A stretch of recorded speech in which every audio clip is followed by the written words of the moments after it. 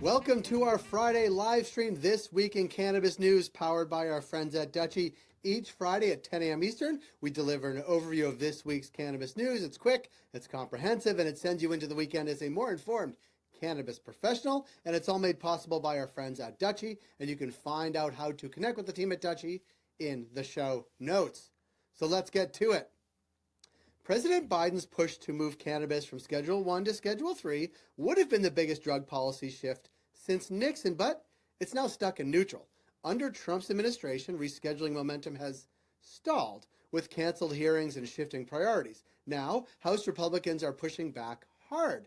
They've attached language to a 2026 spending bill questioning the HHS process and calling for further review of high-potency cannabis's mental health risks, which is echoing talking points from anti-cannabis group SAM. It's a clear sign that cannabis reform is facing serious headwinds on Capitol Hill.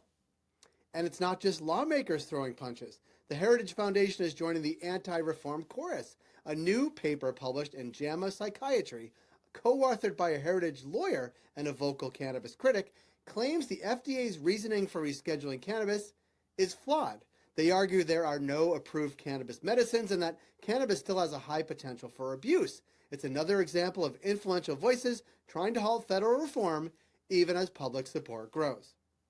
And just down the street from both Congress and the Heritage Foundation, cannabis sales in Washington, D.C. hit $5.46 million in April, a major spike since gifting shops began converting to licensed medical dispensaries. That translates into over $300,000 in tax revenue, and the plan is for that money to support Medical Cannabis Social Equity Fund starting in 2026. But with DC's history of redirecting cannabis tax funds, advocates worry that money may never reach the communities it's meant to serve. We encourage you to subscribe to our partners at the Outlaw Report to stay up to date on all things DC cannabis. To Missouri. Regulators there are stepping up product oversight. Starting July 1st, the Division of Cannabis Regulation will deploy secret shoppers to pull random products off dispensary shelves. The goal?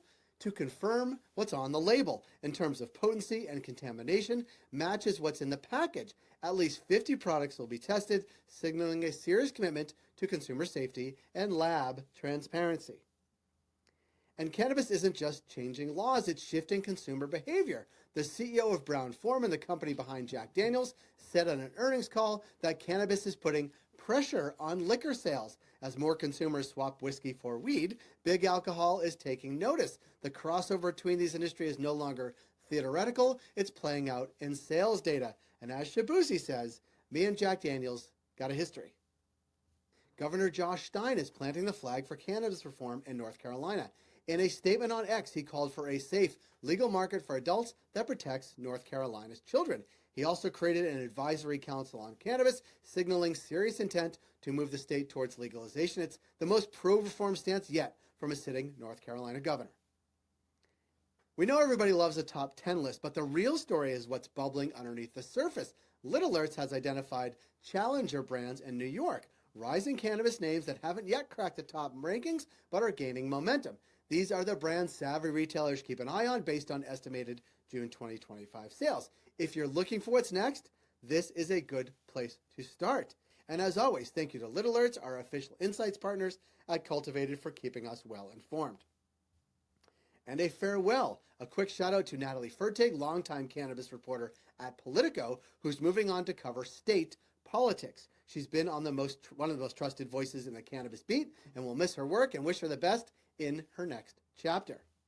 And finally, one fun thing, a cannabis-friendly music festival. Who doesn't love that? And it's summertime, and that means festival season. Green Thumb's Rhythm brand is presenting The Miracle, a cannabis-friendly concert in Mundelein, Illinois. I hope I'm pronouncing that right. This September. Headliners include Damian Marley and De La Soul, so mark your calendars for September 6th and 7th. And thank you all for joining us here today. Thank you to Little Alerts for our partnership and exclusive insights, and especially thank you to Dutchie for making this show possible each and every week. You'll find all of these stories and much more on cultivated.news. We'd love for you to follow us on LinkedIn, subscribe to us on YouTube to stay connected on socials, and check back every Friday at 10 a.m. Eastern right here for This Week in Cannabis News, powered by Dutchie. Have a good and safe weekend.